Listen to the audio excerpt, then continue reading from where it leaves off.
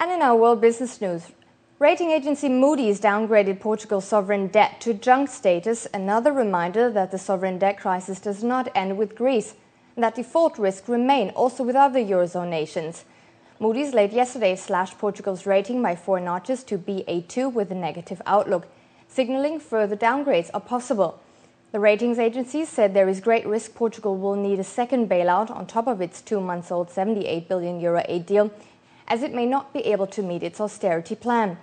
Yesterday's downgrade will now not only cause a significant spike in Portugal's borrowing costs, it also raises the risk of a default. Should that be the case, the ECB would no longer accept Portuguese bonds as collateral and thereby cut Portuguese banks' lifeline, because just like in Greece, Portugal's banks are dependent on money from the ECB. Meanwhile, a group of German Eurosceptics don't believe Greece, Ireland and Portugal should have even received bailout money from the EU and IMF. The men have launched a legal challenge at Germany's top court as they believe the multi-billion euro aid payments went against EU treaties. Wilhelm Hankel is one of the plaintiffs. The German people are being lied to. They're being told this is a way of saving the euro. It's not saving the euro. Rather, it's saving banks' debt claims. I find this obscene. Germany's finance minister Wolfgang Schäuble attended the hearing to defend the government. He told the court that Europe had to act back in 2010 to prevent contagion to other European countries and to protect the euro. Germany's Federal Constitutional Court is unlikely to block Berlin's participation in any future bailouts, but legal experts say it will probably set conditions for passing new aid Greek bailout. This week's most watched economic data will be the US jobs report on Friday. While the US recovery started in June 2009, the labor market has been slow to improve.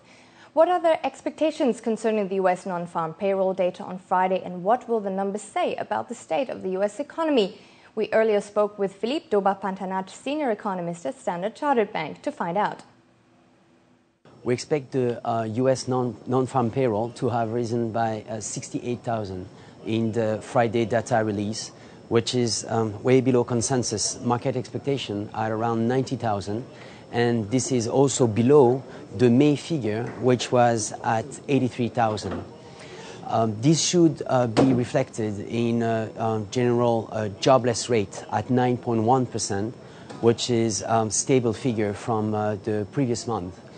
What leads us to believe that there's going to be this very weak recovery, I would say, in the job figures is the fact that already we have seen 2 regional indicators, the Philly as well as the New York PMIs, pointing to a very weak recovery in the jobless figures. And this is also reflected by the fact that the state, but generally speaking local government, continue to trim their payrolls as they try to balance their overstretched budget.